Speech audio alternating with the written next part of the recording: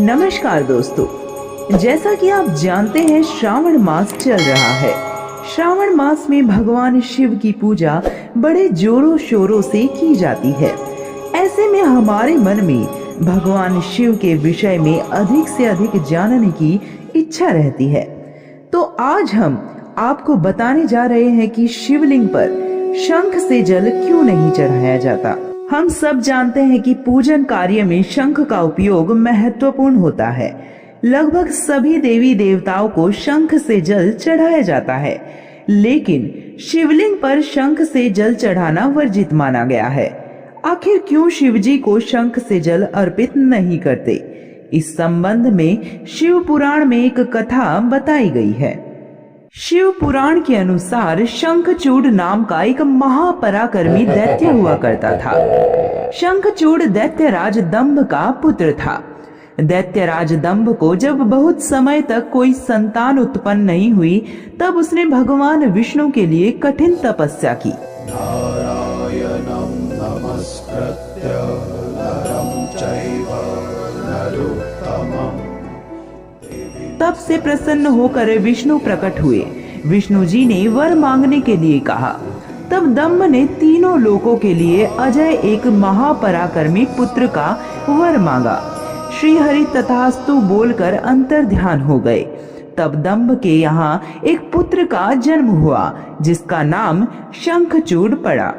शंखचूड़ ने पुष्कर में ब्रह्मा जी के निमित्त घोर तपस्या की और उन्हें प्रसन्न कर लिया। ब्रह्मा ने वर मांगने के लिए कहा। तब शंखचूड़ ने वर मांगा कि वो देवताओं के लिए अजय हो जाए। ब्रह्मा जी ने तथास्तु बोला और उसे श्री कृष्ण कवच दिया। साथ ही ब्रह्मा ने शंखचूड़ को धर्मध्वज की कन्या तुलसी से विवाह करने की आज्ञा दी। फिर वे अंतर ध्यान हो गए।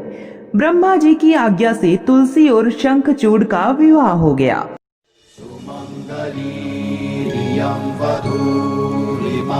समेत पश्यत् सौभाग्यस्मै दत्वाया हस्तं विपरेतन्।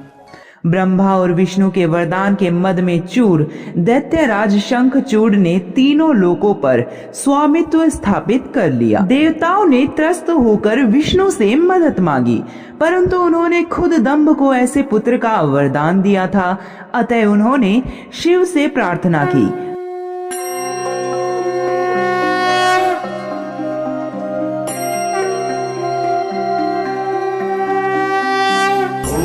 त्र्यंबकं यजामहे सुगंधिं पुष्टिवर्धनम् उर्वारुकमिव बन्धनान् मृत्युर्मुक्षीयमामृतात्। तब शिव ने देवताओं के दुख दूर करने का निश्चय किया और वे चल दिए। परंतु श्री कृष्ण कवच और तुलसी के पतिव्रत धर्म की वजह से शिवजी भी उसका वध करने में सफल नहीं हो पा रहे थे। तब विष्णु ने ब्राह्मण रूप बनाकर दैत्यराज से उसका श्री कृष्ण कवच दान में ले लिया। इसके बाद शंखचूड़ का रूप धारण कर तुलसी के शील का हरण कर लिया। अब शिव ने शंखचूड़ को अपने त्रिशूल से भस्म कर दिया।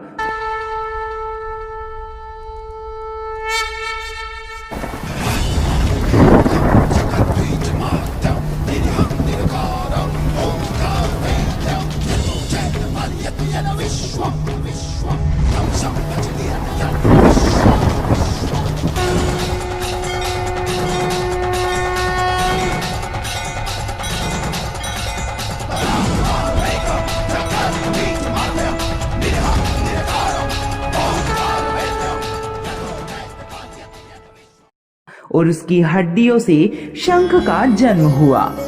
क्योंकि शंखचूड़ विष्णु का भक्त था, अतः लक्ष्मी विष्णु को शंख का जल अति प्रिय है और सभी देवताओं को शंख से जल चढ़ाने का विधान है।